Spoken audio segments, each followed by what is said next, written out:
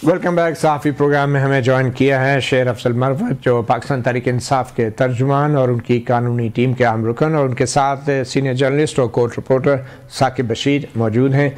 शेर अफजल मरवत साहब, आज आप काफ़ी अच्छे मूड में लग रहे हैं। नवाज शरीफ साहब की बेल भी कन्फर्म हो गई है और अपीलें भी बहाल हो गई हैं, क्या आप कहेंगे इस हवाले से?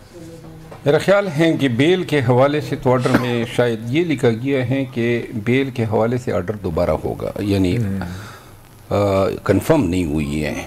और मैं ज़ाती तौर पर फील ये कर रहा हूँ कि अगर अभी वो जेल जा सकते हैं, आप ये कह रहे हैं? नहीं, मैं ये जो मैं फील कर रहा हूँ बहैसियत एक वकील के या बहैसियत लाहौर इस्लामाबाद हाई कोर्ट में मेरे बेशुमार केसेस हैं और इन दोनों ऑनरेबल जज साहिबान के सामने मैं बेशुमार दफ़ा पेश हुआ हूँ।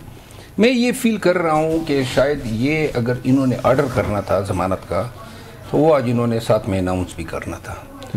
अनाउंस न करके मुझे ये फीलिंग हो रही है कि शायद बेंच डिवाइडेड है, डाइसेंट है इसमें। अच्छा, ये मेरी फीलिंग है, गट्स फीलिंग कह दिया। लेकिन कोर्ट में तो अनाउंस किया है बेल का। साकिब बशीर साहब, क्या पोजीशन थी बेल के हवाले से? भी उन्होंने अनाउंसमेंट तो की थी। नहीं, वो एक तो जजेस ने अनाउंस नहीं किया था, जो अदालती रीडर ने उन्होंने आके बताया। ये बड़ा कैटेगोरिकली मैंने उनसे पूछा कि उनकी अपीलें बहाल हो गई, वो दरखास्तें मंजूर हो गई, उनका मंजूर हो गई। तो हमने कहा बेल का क्या स्टेटस है, उनको बेल बॉन्ड देने हैं, उनकी पुरानी सजा मुअत्तली बहाल हो गई है, ये क्या तोसी हुई है क्या? उन्होंने कहा उस हवाले से अभी फिलहाल कुछ भी नहीं, सिर्फ खबर जो है उन्होंने कहा यही है, ऑर्डर यही है, रिटर्न ऑर्डर आएगा उसमें सारी तफसीलात आ जाएंगी। इसलिए बेल वाली एक कंफ्यूजन जो है वो अभी मौजूद है कि उसका स्टेटस क्या होगा, वो पुरानी बहाल होंगी, नए फ्रेश बेल बॉन्ड होंगे या क्या होगा।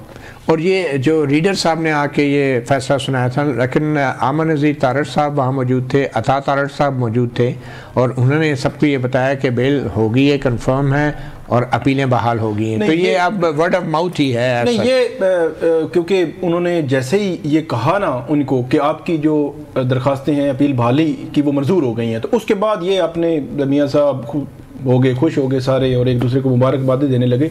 लेकिन क्योंकि हमने तो मेन स्ट्रीम मीडिया पे खबर देनी होती है, तो एक दफ़ा नहीं 4 दफ़ा मैंने पूछा है और मुख्तलिफ टाइम पे पूछा है। अभी आ रहा हूँ हाई कोर्ट से भी जब निकला हूँ तो उस वक्त ही पूछा है कि बेल का क्या स्टेटस है, उनकी सजा मुअत्तली का, फ्रेश बेल बॉन्ड्स हैं क्या है। उन्होंने कहा है कि अभी फैसला सिर्फ इतना है कि उनकी दरखास्तें जो अपील बहाली की वो हमने मंजूर की है, बाकी चीज़ रिटन ऑर्डर में आएगी। देखें, ये जो अपील बहाल हुई है ना और जिस पे ये मुबारकबाद दे रहे हैं, इस हवाले से मैं ये अर्ज़ कर दूं कि ये अपीलें बहाल होनी थी, कानून का तकाजा है, क्योंकि कन्विक्शन थी, 14 साल सज़ा थी और ये टेक्निकल ग्राउंड पे जो है नॉकआउट नहीं हो सकती थी। ठीक है, तो ये, और उस वक्त जब ये अपीलें दाखिल दफ्तर की थी, उस वक्त भी हाई कोर्ट ने अपने ऑर्डर में लिखा था कि ये जब वापस आएगा तो ये रिजरेक्ट करा सकता है। तो लिहाजा ये कोई कामयाबी नहीं है और ना कोई बड़ी विक्ट्री है, ये एक रूटीन का प्रोसेस है। आप ये कह रहे हैं कि वैसे मुल्ज़िम जब कोर्ट में आता है बेल के लिए तो अदालत कहती है अच्छा ठीक है हम बाद में फैसला करेंगे, क्योंकि बेल का फैसला तो मौके पे होता है। जो बेल का फैसला नहीं हुआ है, मैंने अभी घर में एक टीवी की जो मैंने पट्टी देखी, उसमें वो कह रहे थे कि उसमें ये लिखा है कि बेल का ऑर्डर जो है वो तहरीरी तौर पर जारी किया जाएगा। ये नहीं लिखा है कि बेल ग्रांट हुआ है, बेल ग्रांट नहीं हुआ है, या कोई डिसीजन जो है स्प्लिट है। मेरी अपनी ये फीलिंग है। देखिए, मैं एक अर्ज कर दूं, मगर जो रिमार्क्स थे जजेस के कोर्ट की कार्रवाई के दौरान वो तो बड़े वाजे थे, और ख़ास तौर पे नैब की तरफ से भी ये कंसीड किया गया था, प्रोसिक्यूटर जनरल की तरफ से, कि वो अपोज नहीं करेंगे, उनको नहीं मतलूब गिरफ्तारी जो है नवाज शरीफ की। और जजेस की तरफ से भी गिरफ्तारी है ना, ये तो नेब को मतलूब ही नहीं है, वो तो सजा का मामला था, पंजाब हुकूमत ने पहले मुअत्तल कर दी। नहीं, ये जो सजा है, जब बंदा सज़ा हो जाता है और उसकी सज़ा सस्पेंड हो जाती है, तो फिर पुलिस का केस हो, FIA का हो, नेब का हो, ये इनका काम नहीं रहता, खत्म हो जाता है। उस बंदे का ताल्लुक अदालत से होता है। जिस अदालत ने उसको छोड़ा होता है वो उसको जवाबदेह है, पकड़ना या न पकड़ना ये उस अदालत की जवाबदेही है। लेकिन जहाँ तक मियाँ साहब की बात है, मियाँ साहब के आज की जो प्रोसीडिंग या अभी तक जो हुई है, इसमें एक चीज़ अनहोनी है जो कि बहैसियत कानून से पेशे से वाबस्ता एक शख्स के मैं ये कह सकता हूँ, अभी तक इस केस में कि जहाँ पे मुल्जिम की सज़ा एक दफ़ा मुअत्तल हुई हो 4 हफ्तों के लिए और इसके बाद 4 साल अब्यूज़ हुई हो, ऐसी कोई नज़ीर नहीं है कि दोबारा जो है उसके एब्यूज़ को नज़रअंदाज करते हुए उसको ये मौका दिया जाए कि जी आप फिर आज़ाद पे रहें। अगर यहाँ पे थोड़े से अकल के ये नाखन लेते नून वाले और वो कह देते कि जी रूटीन का प्रोसेस चलने दे, ज़्यादा से ज़्यादा ये जेल चले जाते। जेल ये इनके अपने इख्तियार में था, कोई भी जेल जाने से तो सारे ही सियासतदान डरते हैं ना, तूफान आ जाता है अगर कोई जेल चला जाए तो, आग लग जाती है, फौजी तनसीबात में हमले हो जाते हैं, तो ये भी तो होता है ना। लेकिन मैं कार्रवाई के दौरान जो रिमार्क्स हैं ना जजेस के, उनके हवाले से मैं साकिब बशीर साहब से जानना चाहूँगा। आपकी कार्रवाई ये आपने जो 9 मई की सिलसिला जोड़ी दिया, तो बस एक चीज़ में आपको ये नहीं, गिरफ्तारी के ऊपर हुआ ना सब कुछ, नहीं वो तो ठीक है, लेकिन एक चीज़ मैं आपको अर्ज करूँ, आपसे भी मेरी ये तवक्को है कि हमेशा आप बड़े नाकिद रहे हैं अदालती निज़ाम के, और आपने बाद मौक़ों पे बड़ी सही बातें की हैं। तो लिहाजा अभी अगर आपकी अपनी दानिश में ये जो पाकिस्तान में जो निज़ाम इंसाफ का ये दौरा मेयार जो है वो पूरे मुल्क को नजर आ रहा है, ये अभी है या 2018 से है? हमेशा से ये और ये जो सादिक और अमीन करार दिया था इमरान खान को, ये भी वो दौरा मेयार में आता है या ये कुछ और है? अभी तो इमरान खान पे तो आप 1000 दफा बोले हैं। आज आपके बोलने का हक बनता है कि इस निज़ाम पे बात करें, ठीक है, जो मुस्तफीद हुआ है और जिसको ये रिलीफ दी गई है, आप ये हक बनता है। जी साकिब बशीर साहब, आज की कार्रवाई से क्या लग रहा है आपको? ये क्या बेल की सिर्फ एक रस्मी कार्रवाई है या बेल रिजेक्ट भी हो सकती है? क्या ये मुमकिन है? मेरा नहीं ख्याल। उसकी वजह यह है कि जो प्रोसीडिंग थी उसमें तो ऐसा कोई तासुर नहीं सामने आया, बल्कि जब नैब ने कह दिया तो नैब ने ये कहा कि हम गिरफ्तार भी नहीं करना चाहते, बल्कि उन्होंने ये भी कहा कि अगर फ़र्ज़ करें कि हम नहीं करते, इसकी एक्सटेंड नहीं करते, वो बहाल नहीं होती, तो फिर क्या पोजीशन है? फिर भी उन्होंने कहा हम जो है गिरफ्तार नहीं करेंगे। अपीलें बहाली पर उन्होंने कहा कि हमें कोई एतराज़ नहीं है।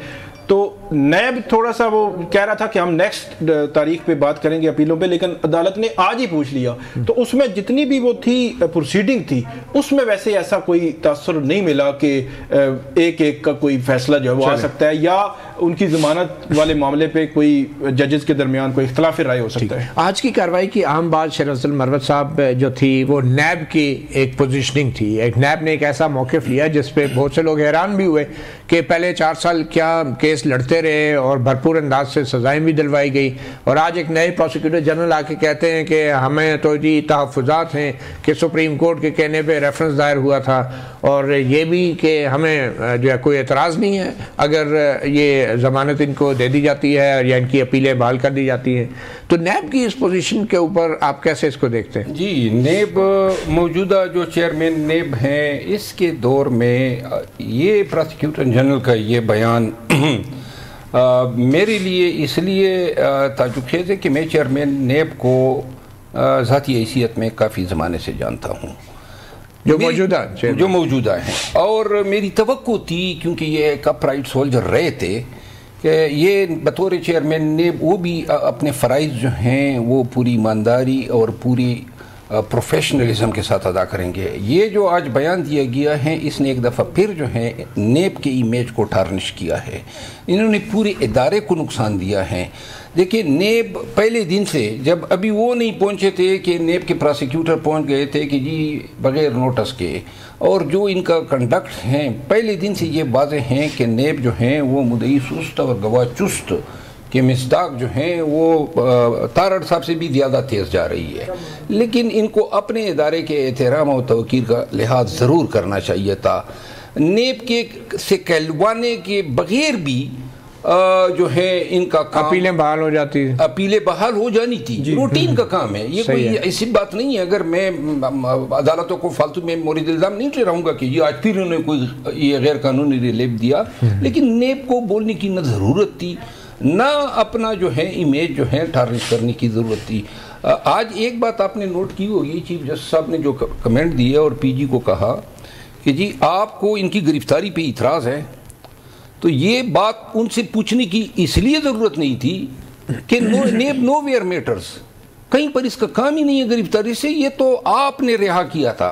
और आपने पकड़ना है या नहीं पकड़ना है। अदालत तो पिछले 3 समातों में हर समात पे पूछती है। वो इसलिए नहीं, वो इसलिए कि लोग ये समझे कि जी ये हमारा किया दरा नहीं होगा, ये नैब का किया दरा होगा। अच्छा, बहरहाल एक और दिलचस्प बात ये हुई कि नैब के जो प्रोसिक्यूटर जनरल थे उनको अदालत ने as a friend of the court भी उनसे मशवरा मांगा, अमाइकस बना दिया उनको। अच्छा, मैं ज़ाती तौर पे समझता हूँ जहाँ पे फरीकेन मिल जाए आपस में, कलूजन हो, फिक्स मैच हो, अदालत के लिए इन हालात में मुनासिब होता कि ये 2 या 3 इमिनेंट क्रिमिनल लॉयर्स को जो हैं इस केस में एमाइकस क्यूरी बनाते। हाँ, जो प्रोमिनेंट लॉयर थे, प्रोमिनेंट लॉयर को ना बनाते। और जब ये प्रोमिनेंट लॉयर्स तो वो उनके सामने, चूंकि यहाँ पे अब कंटेस्ट करने के लिए कोई है नहीं। मगर ये पहली बार नहीं हुआ शरफ मरवत साहब, ये जो 2 अफ्रीकन आपस में कोलूजन कर जाते हैं, मिल जाते हैं। ये पार्लियामेंट हमला केस में सदर अलवी मुलजम थे